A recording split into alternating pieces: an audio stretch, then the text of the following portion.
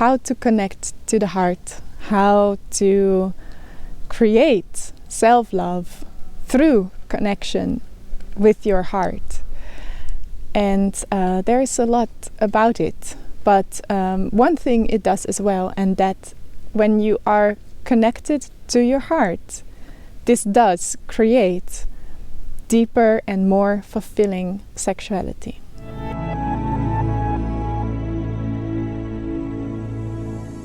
Hi, I am Miriam. I am a holistic sex coach and psychologist and founder of the Multi-Orgasmic Method.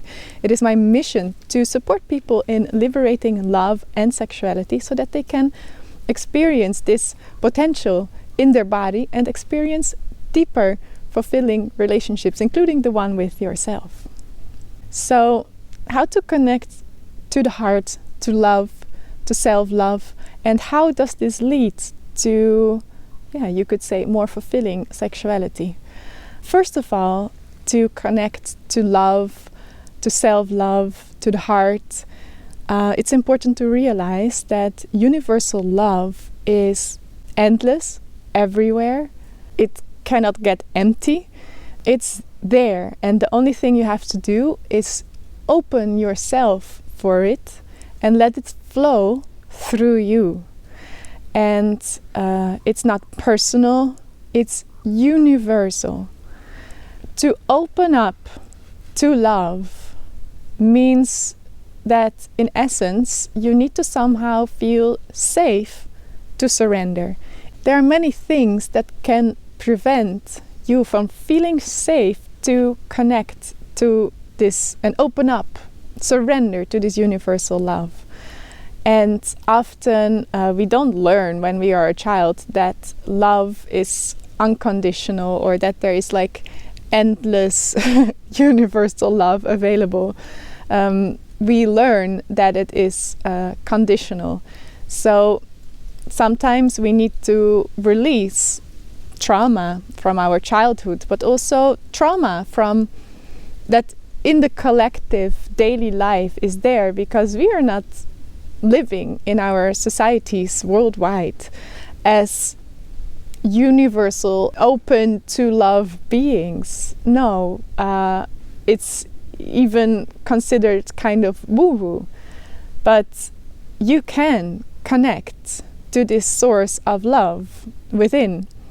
And sometimes we feel also unworthy because of this traumatic conditioning of love. But nobody is unworthy of love. Like nobody is, because the moment somebody is able to connect to self-love, universal love, compassion, everybody is so beautiful. And in essence, when you would ask, like, what would love do?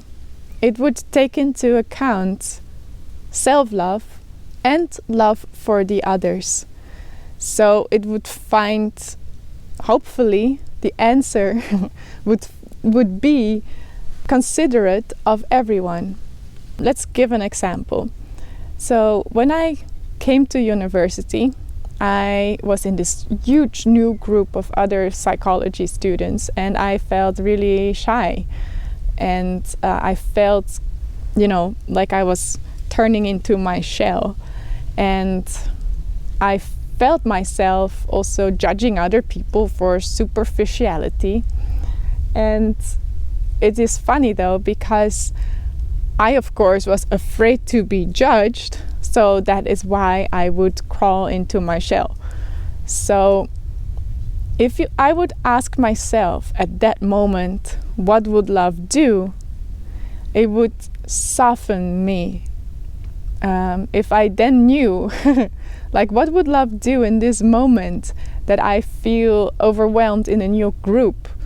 I would acknowledge that I feel shy, that I am a little bit overwhelmed by this new group of people, but that I am enough and okay as I am, as I show up in that moment. And what would love do?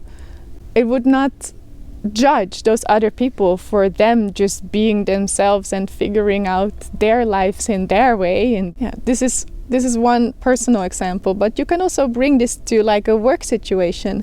If you ask yourself in a meeting where there are several people like discussing about the subject, what would love do?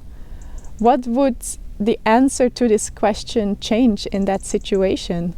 It would acknowledge your personal vision on this situation. It would soften the judgments towards others because they represent a different perspective. And love would try to find like the best solution for all.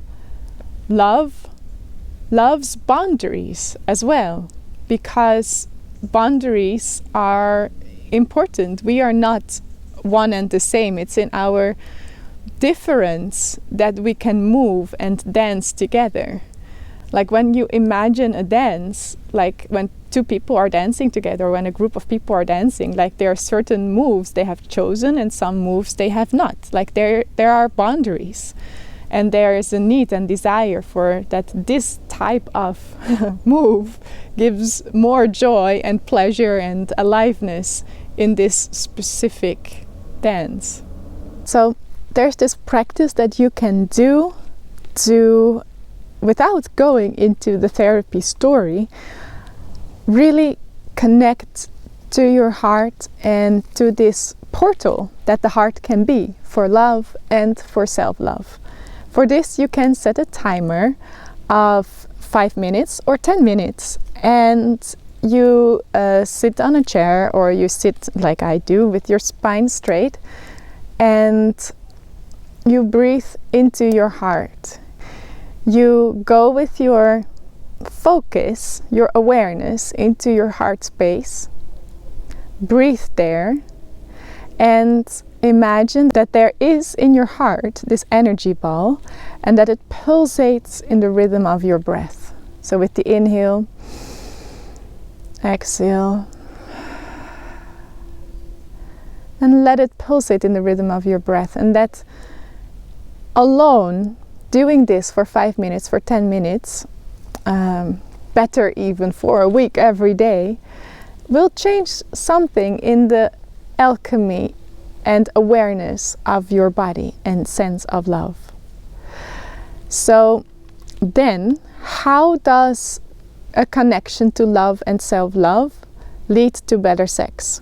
Well, first of all, when you love yourself, as we all know, as we have heard all of us many times before, you are also able to love another person.